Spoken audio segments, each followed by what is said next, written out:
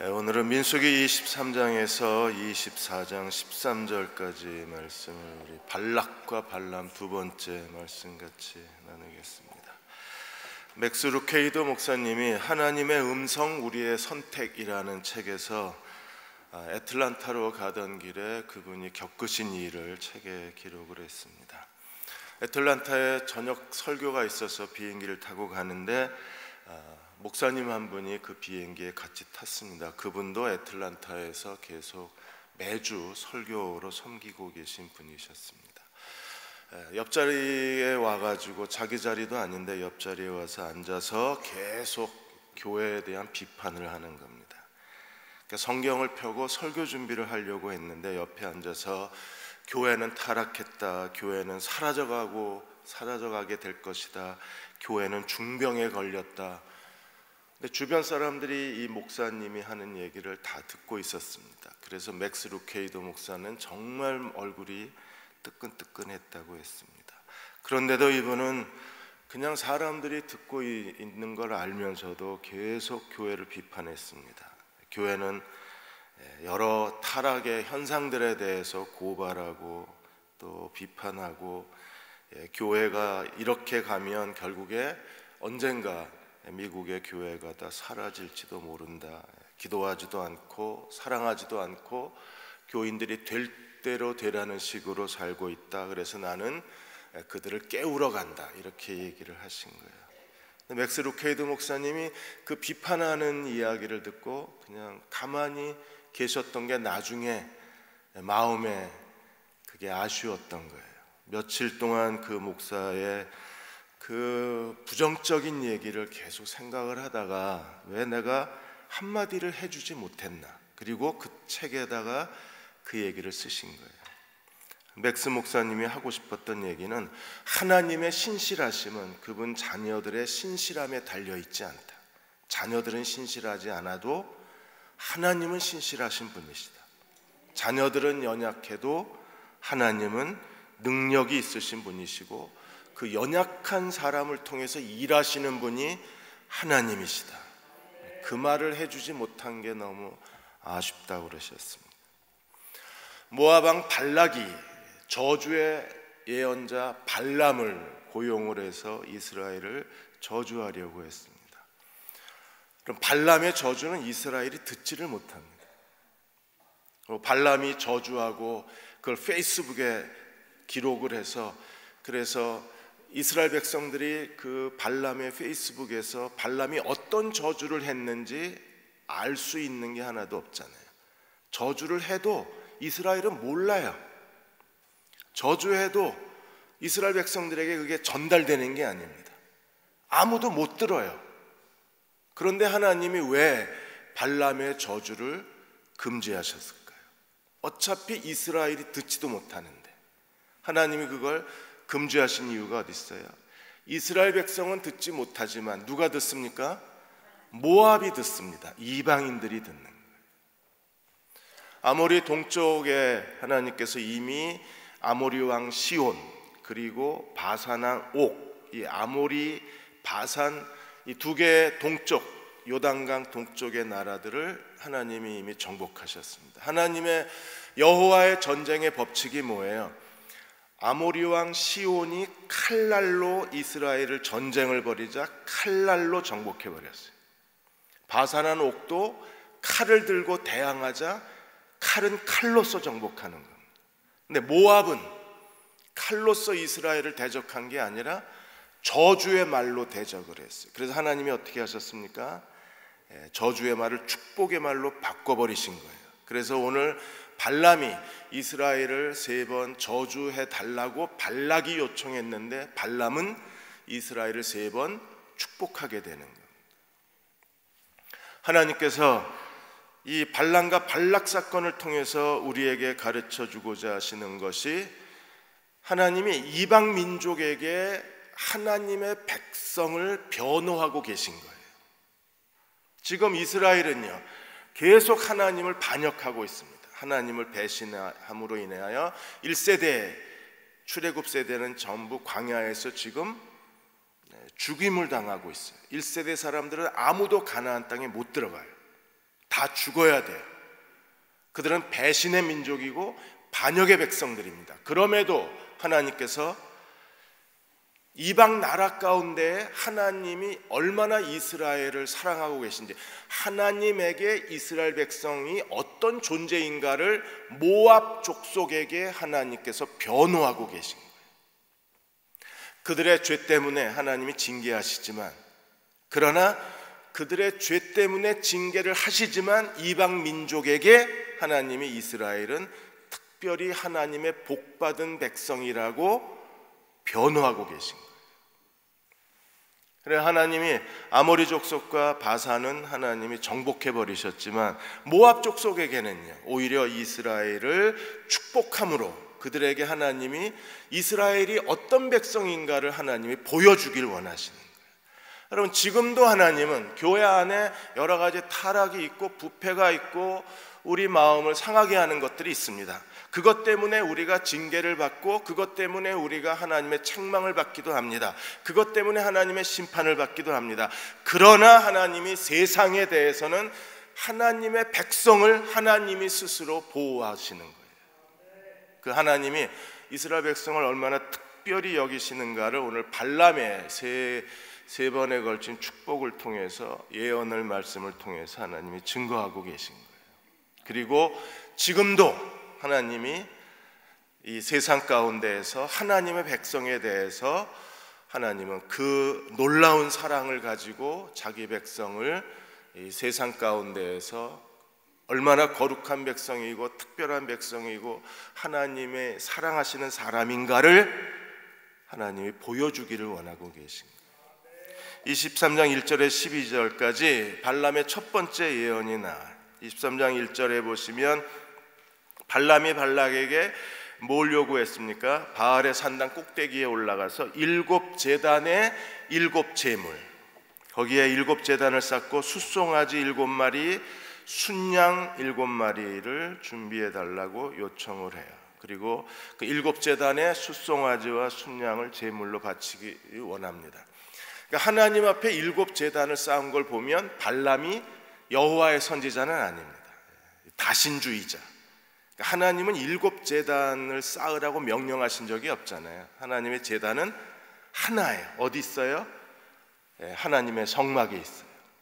그런데 지금 발람은요, 이방 그 마법사, 이방 주술사처럼 그는 여호와를 위해서 하나님을 기쁘시게 한다고 7제단을 쌓고 숫송아지 7마리, 순양 7마리를 하나님께 바치는 거예요. 그리고 3절에 보시면 발락이 그 제물 곁에 서 있기 원하고 발람이 발락에게 이렇게 말합니다. 3절 중반에 보시면 여호와께서 혹시 오셔서 나를 만나시리니, 그러니까 주술적 방법으로 요청을 하는 거예요. 첫 번째, 두 번째 하나님이 발람에게 말씀하실 때에는 발람의 주술적 방법에 하나님이 응답하세요. 왜? 자기 백성을 축복하시기 위해서. 그러니까 아마도 짐승, 고대 마술사들이 점치는 게 몇 가지 방법이 있잖아요. 우리가 짐승을 잡고 짐승의 간을 꺼내 가지고 점을 본다든지, 아니면 짐승의 창자를 꺼내 놓고 창자 색깔을 보고 점을 친다든지. 영화 안 보세요? 영화에 보면 가끔 그런 장면이 나오잖아요. 가끔 영화도 좀 보세요. 그런 장면이 나와요. 아마 그런 어떤 주술적 방법으로 하나님을 만나기를 소망은 했는데 하나님이 진짜 응답하시는 거예요. 그래서 4절에 보시면 하나님이 발람에게 임하셔서 그 입에 하나님 말씀을 주시고 뭐라고 그러셨어요? 하나님이 전해주는 말씀만 전하라고 발람에게 명령을 하시는 거예요. 발람이요, 꼼짝없이 하나님이 말씀하시는 것만 말합니다. 왜요? 이미 여호와의 사자가 칼을 들고 자기가 타고 가던 나귀에게 3번이나 나타난 것을 발람이 알았기 때문에 이제 하나님의 그 어미하심 앞에, 하나님 앞에 두려운 마음으로 하나님이 주시는 말씀만 전해요. 아주 순종적인 그 말씀 전달자, 메신저로 발람이 바뀌었어요. 하나님이 첫 번째 주신 말씀이 무엇입니까? 7절에 발람이 이렇게 예언을 했습니다. 발락이 나를 아람에서 먼 시리아에서 모압왕이 동쪽 산에 데려다가 이르기를 이를 위하여 야곱을 저주하라, 이스라엘을 꾸짖으라.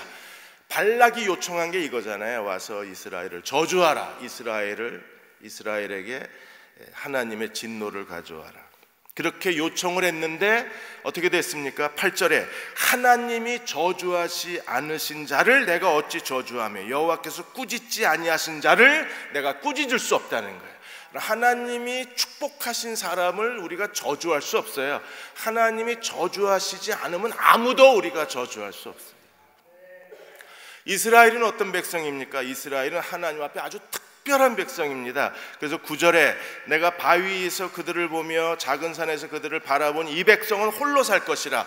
홀로 산다는 게 뭐예요? 아주 특별한 백성이라는 거예요. 그들은 여호와 한 분, 여호와 하나님을 섬기는 하나님이 택하신 오직 하나의 민족입니다. 한 분 여호와를 섬기고 하나님이 택하신 오직 하나의 민족이 누구예요? 이스라엘입니다. 아주 특별한 사람들입니다. 그래서 그를 여러 민족 중에 하나로 여기지 말라. 여러 나라, 브라질, 미얀마, 소련, 몽골 이런 나라 중에 하나로 생각하지 말라는 거예요. 왜요? 하나밖에 없는 나라예요. 한 분 여호와가 선택하신 이 세상에 하나밖에 없는 특별한 나라가 이스라엘 백성입니다. 그러므로 10절에 하나님이 그들의 미래를 어떻게 축복하실 것인가? 당시의 국력은 어디에 달려 있어요? 국민의 백성의 숫자에 달려 있잖아요. 그래서 야곱의 티끌을 누가 능히 세며, 야곱이 얼마나 이스라엘 백성들이 많아지게 되면 그 숫자를 셀 수 있는 사람이 없다는 거예요. 그리고 이스라엘의 4분의 1 그 백성의 일부를 센다고 할지라도 능히 셀 사람이 없다는 거예요. 그래서 발람이 뭐라고 고백을 하느냐 하면 10절 하반절에 나는 의인의 죽음을 죽기 원하고 나의 종말이 그와 같기를 바라노라. 발람이 지금 뭐라고 얘기하고 있어요? 나는 이스라엘 백성이 되어서 이스라엘 백성으로 죽고 싶다, 이렇게 말합니다. 저주하라고 보냈는데 발람이 발락 앞에서 예언을 하기를 나는 이스라엘 백성이 되어서 이스라엘 백성처럼 죽고 싶다. 왜요? 단 하나의 민족이 이스라엘이기 때문에. 그래서 발락이 화가 이렇게 났어요. 저주하라 그랬더니 지금 너 뭐하고 있는 거냐고 얘기를 합니다. 그래서 발람이 뭐라 그랬어요? 여호와가 내 입에 주신 말씀을 내가 전할 뿐이다. 여러분, 교회 강단은요, 하나님이 그 입에 넣어주신 말씀만 전하는 강단이어야 돼요. 우리의 언어 생활도 하나님이 우리의 입에 넣어준 말만 전하는 그리스도의 종들이 되어야만 합니다. 제랄드 엘 카피, 그 미국 공군 조종사가 있는데 이분이 1966년 2월 3일 날 베트남전에 참석했다가 포격을 당해서 이 중국해에 추락을 합니다. 중국해 상공에. 그래서 체포를 당합니다. 그리고 월맹군 포로 수용소에 계속 끌려다녔었는데 너무 독방에 가두어 두고 너무 잔인하게 고문을 하니까 견뎌내지 못하고 할 수 없이 그들이 서명하라고 한 그 스파이, 자기가 스파이 노릇을 했다는 그 문서에 서명을 해요. 그리고 죄책감에 시달리게 됩니다. 그리고 마지막 포로 수용소로 한 번 더 옮겨갔는데 거기에 한밤중이 되었는데 갑자기 영어로 누군가가 자기를 부르는 소리가 들려요. 거기 6번 감방에 있는 팔 부러진 미군, 내 말이 소리가 들리면 대답해라. 나는 로빈슨 대령이다. 만일에 내 말이 들리면 대답해라. 여기 이제 이 시간에는 말을 해도 괜찮다. 하트브레이크, 이 호텔에 온 것을 환영한다. 이제부터 우리와 더불어 대화 나누는 법을 배워라. 우리는 벽을 두들겨서 대화한다. 이 벽을 두들겨서 대화하는 법을 반드시 배워야 된다. 왜냐하면 이 포로 수용소에서 가장 두려운 것은 홀로 고립되는 거다. 만일에 홀로 고립되면 넌 끝났다. 그 절망감을 이길 수 있는 사람은 아무도 없기 때문에 최대한 자기를 견뎌내려면 우리와 대화를 해라. 우리가 대화하는 법은 벽을 두드리는 거다. 이걸 배워서 대화해라. 서로가 곁에 있다는 걸 느낄 때 우리가 버텨낼 수 있지. 그렇지 않으면 버텨낼 수 없다. 저들은 어떻게 해야 인간을 파괴시킬 수 있는지를 너무나 잘 알고 모든 미군 포로들을 이 고립감 속에서 파멸시키기 때문에 그들의 덫에 빠지면 누구라도 견디지 못하고 파멸한다. 그러므로 혼자 있지 마라. 대화해라. 우리가 곁에 있다. 그래서 제랄드 대위가 이 벽을 두드려서 대화하는 법을 배웁니다. 사탄은 지금도 하나님의 교회를 파멸시키려고 합니다. 사탄이 파멸시키는 방법은 똑같아요. 고립시키는 겁니다. 대화를 단절시키는 겁니다. 혼자 절망에 빠지게 하는 겁니다. 그러면 더 이상 저항할 힘이 없습니다. 사람이 저항할 힘이 없으면 무기력하게 패배하는 거예요. 주일날이 되면 소리가 들립니다. 예배 시간이라. 그리고 다시 두드리면 모든 미군 감방에서 시편 23편을 벽을 두드리면서 고백을 합니다. 그게 그들의 주일 예배예요. 그렇게 주일이면 예배드리고 이제 한밤중에 모두가 다 잠든 시간이 되면 벽을 두드리면서 서로 의사소통하면서 마침내 평화협정이 맺을 때까지를 견뎌내요. 그리고 평화협정이 맺고 제랄드 대위는 7년 만에 이 지긋지긋한 고통스러운 월맹군의 포로 수용소에서 벗어납니다. 그가 나중에 교회에 가서 간증했을 때 이렇게 간증했습니다. 내가 견뎌낼 수 있었던 것은 대화였다. 무슨 대화요? 말, 언어. 우리가 축복의 말을 해야 될 이유가 여기 있어요. 하나님이 발람의 저주를 오히려 축복의 말로 바꾸셔서 모압 왕 발락과 모압 모든 고위층의 사람들이, 모든 모압 사람들이 다 발람에게서 들었어요. 뭘 들었습니까? 이스라엘은 하나의 민족이다. 한 분 여호와를 섬기는 하나의 민족, 여호와가 택하신 단 하나의 민족, 그들은 하나님의 복받은 백성이다. 이걸 모압이 들은 거예요. 우리도 영적인 대화를 나눌 필요가 있습니다. 하나님의 축복의 대화를 나눠야 돼요. 왜? 차라리 안 듣는 게 더 나을 그런 말을 들으면, 기분 나쁜 말을 듣거나 이게 부정적인 말을 들으면요, 우리의 영적인 게 다 망가져 버리잖아요. 그러니까 차라리 그건 안 듣는 게 더 낫잖아요. 하나님께서 우리를 축복하셔서 우리가 서로 위로하고 서로 격려하고 서로 감사하고 서로 친절하게 말할 수만 있다면 우리는 그 감사의 말, 축복의 말을 듣고 견딜 수 있어요. 모든 사탄의 시험을 저항할 수 있어요. 우리가 저항만 하면 언젠가 하나님이 우리에게 그분의 뜻을, 오직 하나뿐인 하나님의 거룩한 뜻이 우리 안에 성취될 수 있어요. 우리 마음속에서 모든 부정적인 언어를 다 제거해 주시고 하나님이 선한 말의 사람으로 세워주시기를 주의 이름으로 기원합니다. 13절에서 26절까지는 발람의 두 번째 예언이 나와요. 발락이 이제 멈추지 않고 다시 소빔 들판 비스가산 꼭대기로 발람을 데리고 갑니다. 그래서 발람이 거기다 비스가산 꼭대기에 세워놓고 다시 7 제단을 세우고 7 숫송아지 7 순양 번제물을 하나님 앞에 드리게 해요. 그래서 15절에 발람이 똑같이 이렇게 말합니다. 발람이 발락에게 이르되 내가 저기서 여호와를 만나볼 동안에 여기 당신은 번제물 곁에 서 있으소서 하고 그렇게 다시 주수를 했는데 하나님이 얼마나 기분 나쁘셨겠어요. 무당처럼 막 방울 소리를 딸랑딸랑 그러는데 하나님이 나타나셔야 돼요. 이게 기분 나쁘신 일이잖아요. 그리고 막 무당이 동전을 짤랑짤랑 하는데 귀신이 나타나야 되는데 그 동전 짤랑짤랑 하는데 하나님이 할 수 없이 하나님이 나타나셔야 되는 거예요. 그러니까 하나님 정말 굴욕스러운 일인 겁니다. 이 발람이라는 사람이 주술을 가지고 지금 여호와를 부르고 앉았는 거예요. 그래도 하나님이 그 방울을 들고 짤랑짤랑 이러는데 하나님이 어떻게 하셨어요? 하나님이 다시 나타나셨어요. 여러분, 하나님이 이렇게 좋으신 분이세요. 16절에 보시면 여호와께서 발람에게 임하사 그 입에 다시 말씀을 주셔서 두 번째 축복의 말씀을 18절부터 전합니다. 하나님이 두 번째 주신 말씀이 뭐예요? 18절에 발락이여 들어라, 발락이여 자세히 들어라. 지금 누구에게 하시는 말씀이에요? 모압 백성에게.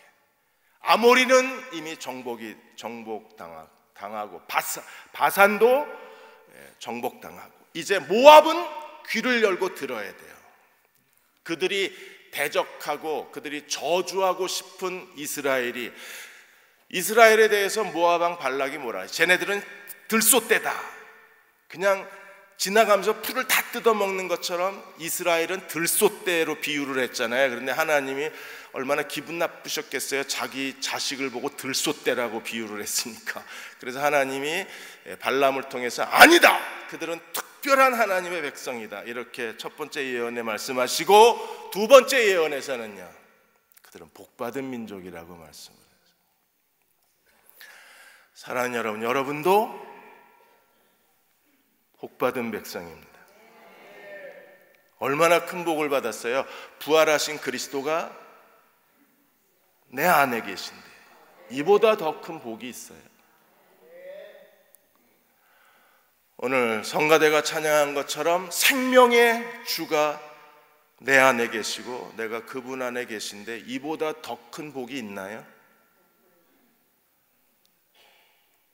그래도 돈이 필요하세요. 그래서 하나님이 복받은 백성이라는 두 번째 예언을 하는 거예요. 19절에 하나님은 어떤 분이십니까? 하나님의 성품에 대해서 발람이 먼저 얘기해요. 하나님은 사람이 아니시니 하나님은 거짓말하지 않으시고 인생이 아니시니 후회가 없으시고 하나님은 말씀하신 건 반드시 실천하시는 분이시다. 실행하시는 하나님이시다. 하나님은 거짓말도 안 하시고 후회도 안 하시고 말씀하신 대로 이루시는 하나님이십니다. 여러분도 그 하나님을 믿으십니까? 그 하나님이 이스라엘에게 어떻게 하셨어요? 20절에 내가 축복할 것을 받았으니, 지금 하나님이 발람을 통해서 뭐라고 계세요? 이스라엘을 축복하고 있어요. 그러므로 그가 주신 복을 내가 돌이키지 못하리라. 하나님이 축복하신 사람은요, 누구도 그 축복을 바꿀 수가 없는 거예요. 이스라엘이 지금 어떤 백성입니까? 21절에 그들은 하나님을 반역하고 하나님을 배신하고 하나님을 우상 숭배하고 하나님이 세우신 종 모세와 아론을 비방했던 민족입니다. 그럼에도 하나님이 그들을 축복하셨어요. 그리고 하나님은 언제까지 축복하십니까? 21절에 야곱의 허물을 보지 아니하시고 이스라엘의 반역을 보지 그들이 하나님 앞에 범죄하고 반역했을지라도 그들은 하나님이 복 주신 사람이고 하나님이 그들에게 복 주신 것을 하나님이 후회하지 않으시고 하나님이 그들을 축복하시는 것에 대해서 거짓말로 말씀하시는 게 아니고 여전히 그들은 하나님의 복받은 백성인 거예요. 그리고 하나님은 반드시 그걸 이루시는 하나님이십니다. 그래서 21절에 여호와 그들의 하나님이 그들 가운데 계시니 왕을 부르는 소리에 그 중에 있도다. 하나님은 여전히 하나님을 배반하고 반역하고 아론과 모세를 비방하기를 주저하지 않는 그 타락한 패역한 하나님의 백성들 가운데에서 여호와는 그들 가운데 계시고 하나님은 그들의 왕이 되신 거예요. 하나님이 그들 백성을 버리지를 않으십니다. 하나님이 축복하시기로 작정하셨기 때문에 내가 축복하리라. 지금 발람은 하나님의 축복의 메신저가 되고 하나님의 축복의 심부름꾼이 되어서 발락의 저주의 심부름꾼이 지금 하나님의 축복의 심부름꾼이 돼서 이스라엘을 축복하고 있는 거예요. 왜요? 하나님이 복 주신 사람들이기 때문에 그렇습니다. 하나님은 이스라엘의 허물과 반역을 보지 않으시고 그것 때문에 징계를 받고 그것 때문에 심판을 받을지언정 버리지는 않으신,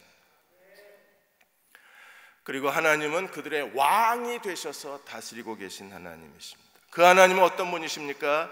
22절에 하나님이 그들을 애굽에서 인도하여 내셨으니 그 힘이 들소와 같이, 하나님은 들소가 거침없이 들판을 가로지르듯이 하나님의 전능하신 능력으로 하나님이 이스라엘 백성을 출애굽시키시고 지금 가나안으로 데리고 들어가시는 중이신 거예요. 이끌어내다가 지금 ing 진행형입니다. 지금도 하나님은 들소와 같은 강력한 힘을 가지시고 하나님의 백성을 가나안으로 데려가고 계신 중이십니다.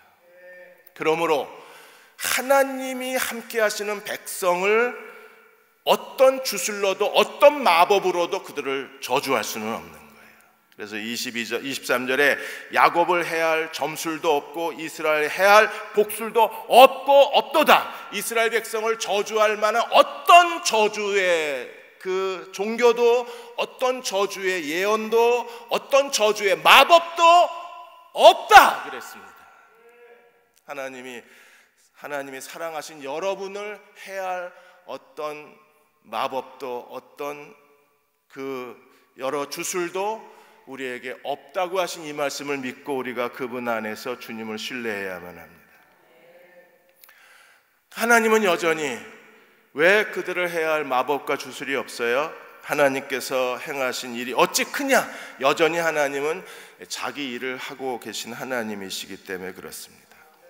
결과는 어떻게 됐을까? 이렇게 하나님이 함께 하시는 이스라엘 백성은, 축복받은 백성은 어떻게 돼요? 24절에 이 백성이 암사자같이 일어나고 숫사자같이 일어나서 동물의 왕 사자처럼, 그들은요 앞으로 가나안 땅을 마치 암사자 숫사자가 먹이를 삼키듯이 가나안 땅을 정복하고 하나님이 주신 약속의 땅을 기업으로 상속하게 될 것입니다. 그들은 용맹스러운 하나님의 백성이 될 것입니다. 두 번째예요. 발락이 이걸 듣고 다시 화가 나서 25절에 뭐라 그랬어요? 야, 저주도 하지 말고 축복도 하지 마 이랬습니다. 발람이 뭐라 그래요? 다시 두 번째로 여호와가 말씀하신 대로 내가 그대로 말하고 있다는 거예요. 이게 하나님 말씀입니다. 하나님의 오늘 여러분에게도 똑같이 발람의 두 번째 예언의 말씀도 우리를 향한 그분의 말씀. 우리는 하나님 앞에 반역하고 허물과 죄가 있습니다. 그럼에도 하나님은 우리와 함께 계셔서 하나님은 들소떼처럼 우리를 강력하게 구원의 길로 이끌어가고 계시고, 그로 인하여 우리는요 암사자 숫사자처럼 용맹스럽게 모든 하나님을 대적하는 것들을 무너뜨리고 우리는 이 땅에 진정한 하나님의 승리를 가져오는 백성이 바로 우리들인 거예요. 그러므로 축복의 말부터 배웁시다. 죽으면 죽으리라고 안희숙 사모님이, 그분이 그 책에서 나이 20살 때 그 신사참배를 강요받으면서 막 거꾸로 매달아 놓고 뻘거벗고 거꾸로 매달아 놓고 뭐 고추물을 코에다 들이붓고 그 일본 군인들이 그냥 그 군하시는 발로 온몸을 짓밟고, 그런데도 신사참배를 강요할 때 안희숙 여사가 뭐라고 고백을 했어요? 나는 이미 하나님께 절했기 때문에 다른 신에게 절할 수 없다. 그러므로 신사 앞에서도 절할 수 없다. 나는 이미 하나님만 섬기기로 신앙의 정절을 하나님께 드렸기 때문에 나는 너희가 섬기는 신사를 예배할 수도 없고 절할 수도 없고 섬길 수도 없다. 나의 신앙의 정절은 이미 하나님께 다 바쳤다. 내게 남아 있는 게 없다. 그렇게 끝까지 신사참배를 거부하셨잖아요. 그 말이 참 거룩하잖아요. 난 하나님께 이미 절했기 때문에 나는 너희가 섬기는 신사에게 절할 수 있는 게 없다. 나는 이미 하나님께 신앙 정절을 바쳤기 때문에 일본 신사 앞에 바칠 신앙의 정절이 없다. 정절은 하나다. 나는 이미 하나님께 바쳤기 때문에 내게 남은 게 없다. 그 축복의 언어에서 그분의 고결한 신앙이 나오는 거예요. 그러니까 그 사람의 언어를 보면 그 사람의 신앙을 우리가 알 수 있어요. 그러므로 우리는요, 하나님 앞에 경건한 언어 사용하기를 온 힘을 다 기울여야만 합니다. 마지막으로 23장 27절에서 24장 13절까지 세 번째 예언의 말이 나와요. 발락이 이제 단단히 분노했습니다. 그래서 그 이스라엘 전체 진영이 다 보이는 그 여시몬이 내려다 보이는 곳에 올라가서 다시 7제단을 쌓고 숫송아지 7마리, 순양 7마리를 제단을 마련해 놓았습니다.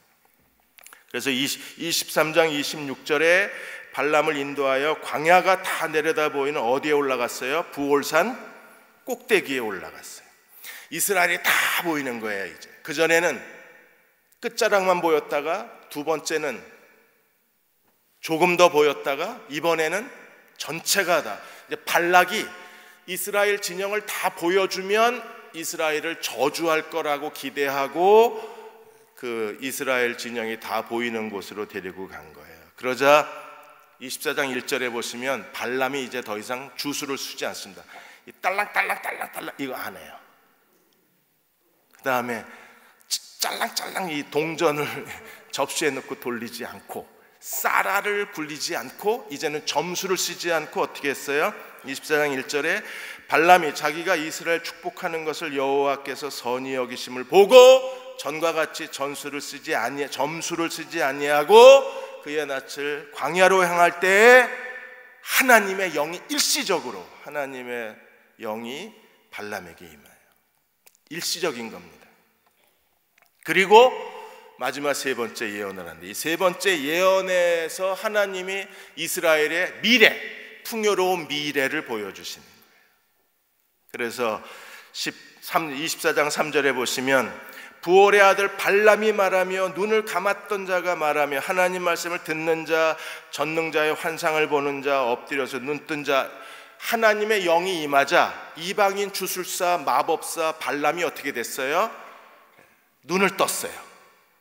눈 떴다는 건 하나님의 눈을 가지고 이스라엘을 보기 시작한 거예요. 우리도 다 눈을 뜨시기를 축원합니다. 그래야 하나님의 눈으로 여러분의 남편을 다시 쳐다보세요. 굉장히 좋은 사람입니다. 하나님 눈을 뜨시고 여러분의 아들, 딸들을 보십시오. 그들의 미래가 보일 거예요. 그러니까 눈뜬 자가 되고 발람은 하나님 말씀을 듣는 자가 되고 발람은 전능자의 환상을 보는 자가 됐어요. 그래서 이스라엘의 미래에 대해서 세 번째 예언을 하는 거예요. 우리도 다 눈을 뜨면 얼마나 좋을까요? 눈을 뜨면 함부로 말하지 않을 겁니다. 눈을 뜨면 우리가 하나님이 하실 일을 보기 때문에 오히려 소망의 말을 많이 할 거예요.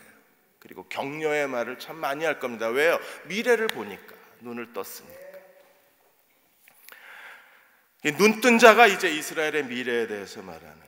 5절에 보시면 제일 먼저 야곱의 장막이요, 이스라엘이 얼마나 큰 축복을 받았는지 이스라엘이 준 하나님의 가나안 땅의 미래를 보는, 아직 요단강을 건너가지도 않았어요. 그랬는데 발람은 이미 눈을 떠서 봤어요. 하나님이 요단강을 건너서 그들에게 주실 가나안 땅이 얼마나 풍요로운 땅인가를 봤어요. 그래서 5절에 야곱이여 내 장막들이, 이스라엘이여 내 거처들이 어찌 그리 아름다운고, 가나안 땅이 아름다운 땅이에요.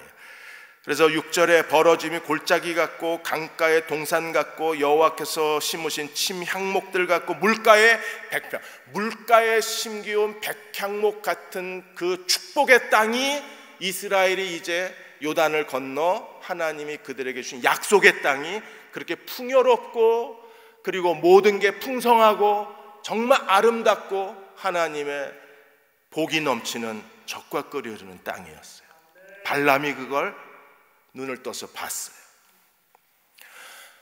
우리가 서로에 대해서도 마음의 눈이 떠져서 서로를 쳐다보고 하나님이 그 사람에게 가지고 계신 아름다운 미래를 우리가 바라볼 수 있다면 우리는 모든 걸 견디고 용서하고 인내하고 서로를 축복해 줄 수 있을 거예요. 그리고 7절에 그냥 그 강가에 심겨진 백향목일 뿐 아니라 그 물통에는 물이 넘치고 그 씨는 많은 물가에 있으니, 여러분 씨를 뿌렸는데 거기에 넉넉한 물가가 있으니 지금 비가 와서 참 다행입니다. 이제 곧 있으면 모내기 해야 되는데 작년에 정말 어려웠잖아요. 비가 안 와가지고. 그래서 막 모내기를 늦추고 작물 심는 걸 늦춰서 작년에 정말 모든 농사를 다 망칠 줄 알았는데 그래도 하나님이 이른 비 늦은 비를 때를 따라 주셔서 겨우 농사를 지었어요. 그런 것처럼 많은 씨가 많은 물가에 있습니다. 그거는요, 어마어마한 추수의 그 풍성함을 우리들에게 하나님 보여주시는 거예요. 이렇게 경제적으로만 풍요로울 뿐 아니라 하나님은 7절 하반절에 그 왕이 아각보다 높으니 그 나라가 흥왕하리로다. 아각은요, 아말렉 족속입니다. 출애굽기 17장에서 하나님이 아말렉과 대대에 싸우리라고 아말렉과 전쟁을 선포하셨어요. 그리고 마침내 아말렉을 정복하고, 이 아각은요, 이스라엘 초대 왕 사울 시대의 아말렉 왕이 아각입니다.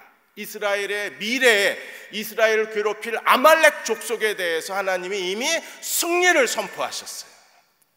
경제적으로도 풍요롭고, 그리고 모든 전쟁에서 승리해서 전쟁의 역사에서도 하나님이 이스라엘에게 큰 승리를 주실 것을 약속해 주셨어요.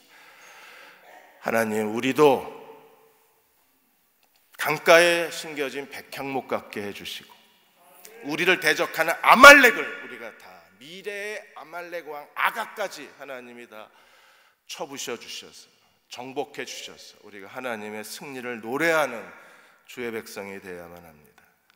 8절에 하나님이 이렇게 하시기 위해서, 이 가나안 아름 땅을 상속하게 하시기 위해서 하나님이 뭐라고 계세요? 지금도 하나님은 어떤 분이십니까? 들소와 같이 하나님이 자기 백성을 어디로 데리고 가고 계세요? 이 풍요로운 땅 가나안으로 데리고 가고 계신 거예요. 그래서 그 힘이 들소와 같도다. 애굽에서 인도하여 내셨으니 그 힘이 들소와 같도다. 적국을 삼키고 뼈를 꺾고 화살로 쏘아 적군을 다 무찌르시고, 하나님께서 아모리는 칼날로 명하고 바산도 칼날로 덤벼든 사람은 전부 칼날로 정복하고, 저주로 이스라엘을 저주하겠다고 덤벼드는 모압 족속은 오히려 하나님이 이스라엘을 축복하시는 걸 다 듣게 만드신, 이스라엘을 축복받았으면 모압은요, 지들이 저주받은 거지. 그러니까 이스라엘을 저주하려다가 지들이 저주를 받은 거예요. 이게 하나님이 들소와 같이 출애굽을 이끌어 가신 하나님이십니다. 그래서 9절에 이스라엘은 결국 어떻게 돼요? 다시 숫사자 암사자 비유가 나와요. 꿇어 앉고 누움이 숫사자 같고 암사자 같고, 옆 사람 쳐다보세요. 그 사람이 숫사자고 암사자입니다. 동물의 왕인들입니다. 사자들입니다, 여러분. 그래서 하나님이 우리를 이렇게 동물의 세계에서 최고의 용맹스러운 암사자, 숫사자처럼 이스라엘을 기름 부어 세워주셔서 어떻게 하시나요? 9절 하반절에 같으니 일으킬 자 누구이랴? 너를 축복하는 자마다 복을 받을 것이요 너를 저주하는 자마다 저주를 받으리라. 하나님의 창세기 12장 1절에 3절까지 아브라함에게 하신 언약의 내용이 뭐예요? 너를 축복하는 자를 내가 복을 주고 너를 저주하는 자를 내가 저주하리라. 지금 모압은요, 이스라엘을 저주하다가 지들이 저주받은 거예요. 그리고 하나님은 아무도 자기 백성을 저주하는 걸 허락지 아니하셔서 발람의 저주를 뭘로 바꿨어요? 축복으로 바꿨어요. 그리고 이스라엘을 저주하는 걸 두려워해야 돼요. 모압은 지금 겁도 없이 이스라엘을 저주함으로 이스라엘을 약화시켜서 이스라엘을 자기네들이 정복하겠다고 했는데, 이게 정말 잘못된 겁니다. 하나님 나라의 통치에서는요, 이스라엘은 어떤 사람이에요? 아브라함의 후손들입니다. 하나님의 축복의 법칙이 뭐예요? 이스라엘을 축복하면 복을 받고 이스라엘을 저주하면 저주받는 거예요. 모압은 저주받은 거예요. 모든 열방이, 이방 민족이, 그들이 생존의 길은 무엇입니까? 이스라엘을 축복하는 길밖에 없어요. 오직 하나의 길만 남아있는 것. 우리도 그래야 합니다. 우리가 다 아브라함의 언약의 백성들입니다. 아브라함의 믿음으로 구원받은 백성입니다. 그래, 믿으십니까? 너를 저주하면 내가 받는 거예요. 너를 축복해야 돼. 발람이 이야기를 듣고 이스라엘을 저주하려다가 저주가 어디로 왔어요? 모압에게 다 쏟아져 버렸어요. 그래서 발람이 분노를 하는 겁니다. 그래서 10절에 발락이 발람에게 노하여 손뼉을 치며, 세 번역에 뭐라고 했어요? 두 주먹을 불끈 쥐고 분노했어요. 왜? 자기가 도리어 저주를 받았으니까. 그리고 저주하라 그랬더니 세 번이나 축복하고. 여러분, 이게 아브라함의 언약이잖아요. 이스라엘을 축복해야 사는 거예요. 근데 모압왕 발락이 아직도 이걸 깨닫지를 못하는 겁니다. 이제 계약은 무효다. 여호와가 너의 출세를 막았도다. 그래서 발람을 도로 돌려보냅니다. 그때 발람이 뭐라 그랬어요? 13절에 내 집에 금은 보화로 가득 채워준다고 할지라도 내가 여호와의 말씀을 어기고 선악간에 내 마음대로 말할 수 없다. 왜? 나는 여호와가 말씀하신 대로만 말했을 뿐이다.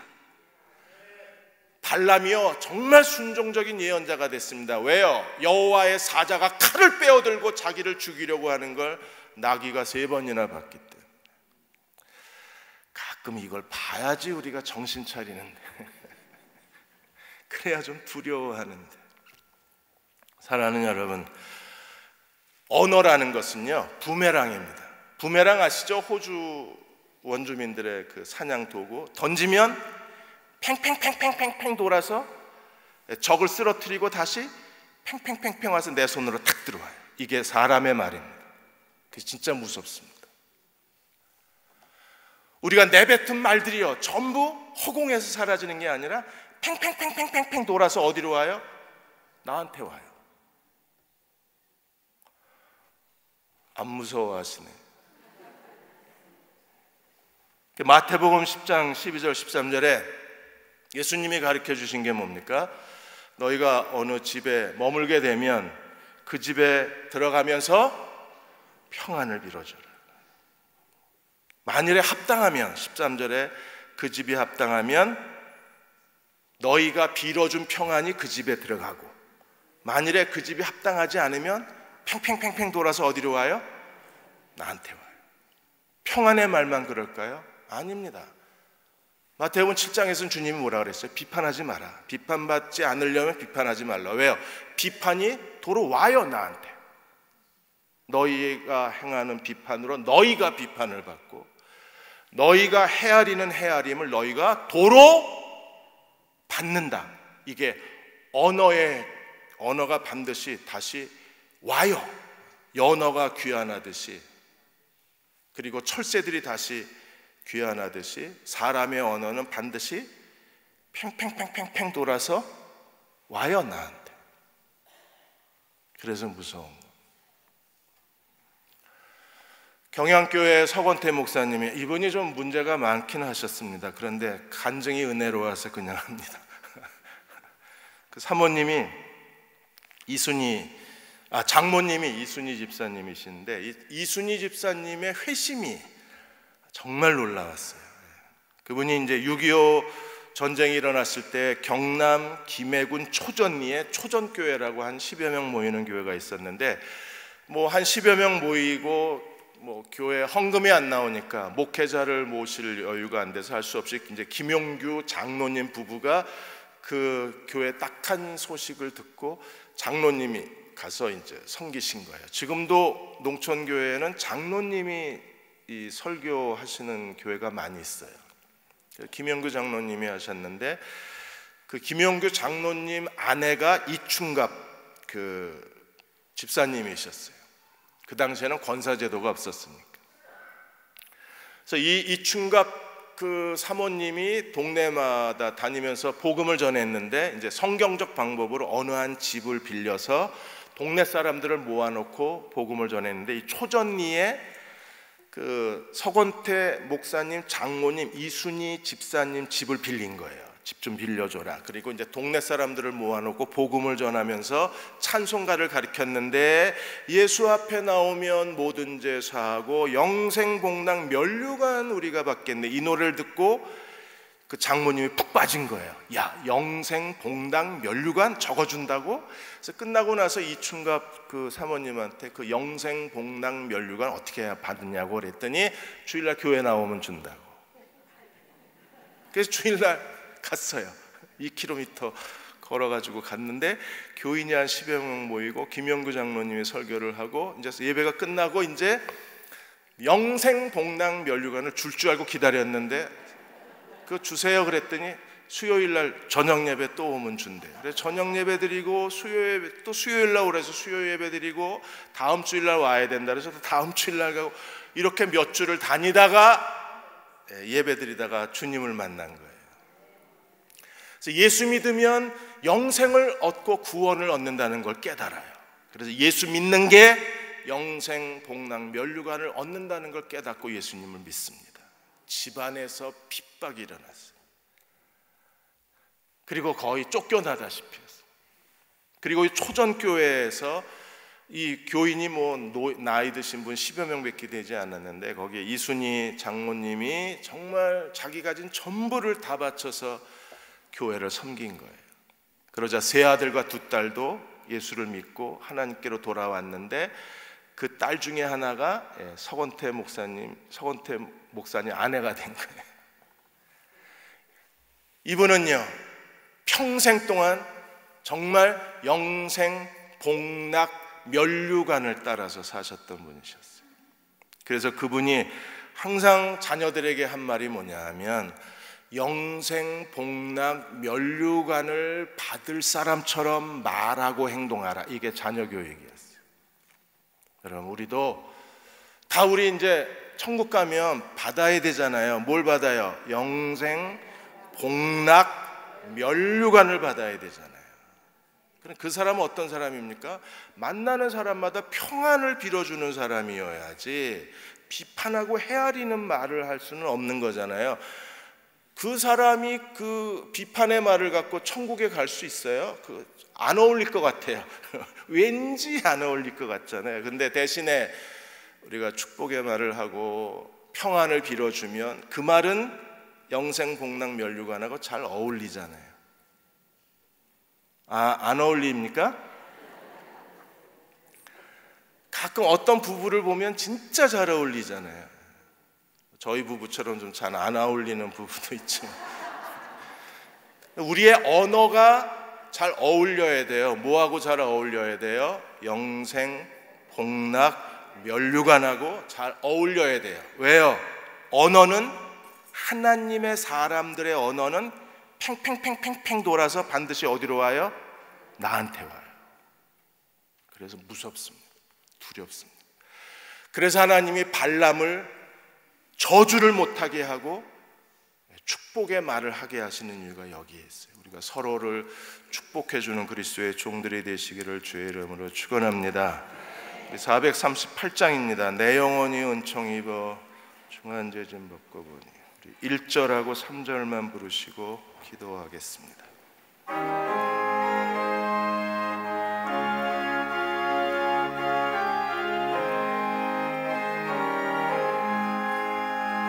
내 영혼이 은총 입어 중한 죄짐 벗고 보니 슬픈 마음 이 세상도 천국으로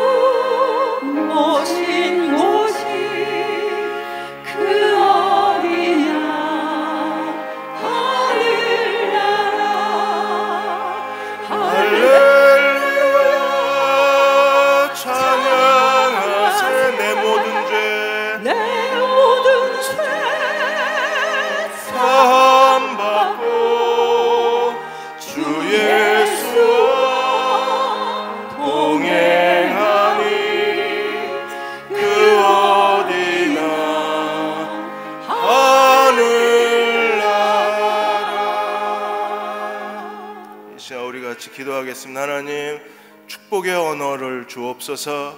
모두에게 평안을 빌게 하여 주옵소서. 서로를 칭찬하고 서로를 존경하고 서로의 발을 씻어줄 수 있는 경건한 언어의 사람이 되게 주옵소서. 우리가 모든 악한 말을 버리게 해주시고 듣는 사람에게 은혜를 끼치는 선한 말, 축복의 말의 사람이 되게 주옵소서. 우리의 입술의 모든 죄를 사하여 주옵소서. 이 시간 우리 함께 통성으로 기도하겠습니다. 아버지 하나님, 우리의 모든 언어에 더러운 죄를 사하여 주시기 원합니다. 우리의 악한 언어들을 용서하여 주옵소서. 우리의 모든 부정적인 말들을 긍휼히 여겨 주시기 원합니다.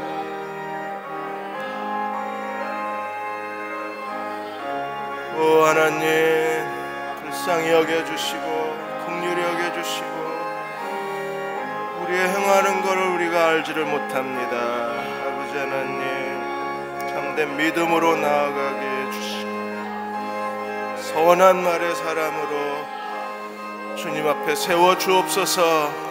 우리의 모든 악한 말들을 용서해 주시고 더러운 말들을 사하여 주시고 하나님 앞에 듣는 사람에게 은혜를 끼치는 선한 말의 사람들로 주님 앞에 세워 주시옵소서. 우리의 모든 죄를 사하여 주시기 원합니다. 용서하여 주시고 죄를 씻어 주시고 정결케 하여 주시고 우리를 언어를 새롭게 하여 주시옵소서.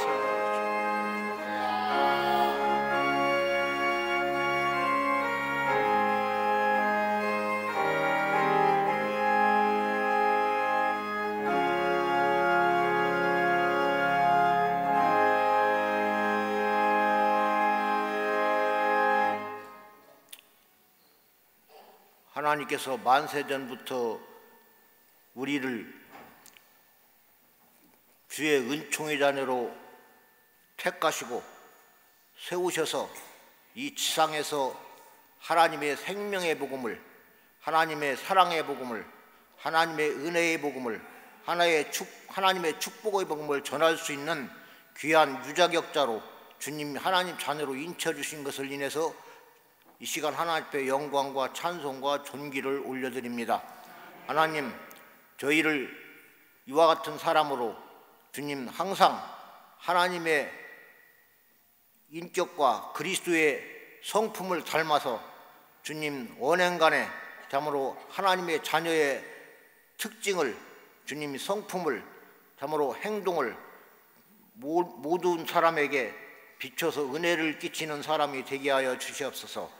이와 같은 마음의 소원을 가진 오늘 수요예배에 참여한 모든 당신의 사랑하는 자녀들 위해 하나님 아버지의 극진하신 사랑하심과 몸소 이 땅 위에 인간의 몸을 입으시고 우리의 죄악을 담당하신 예수 그리스도의 뜨거우신 사랑하심과 우리 심령 속에 찾아오셔서 우리를 진리 가운데로, 하나님의 생명 가운데로, 하나님의 은혜 가운데로, 하나님의 천국으로 인도하시는 성령님의 놀라우신 은혜가 영원토록 함께 하시옵기를 우리 주 예수 그리스도의 이름으로 간절히 축원을 드립니다. 아멘.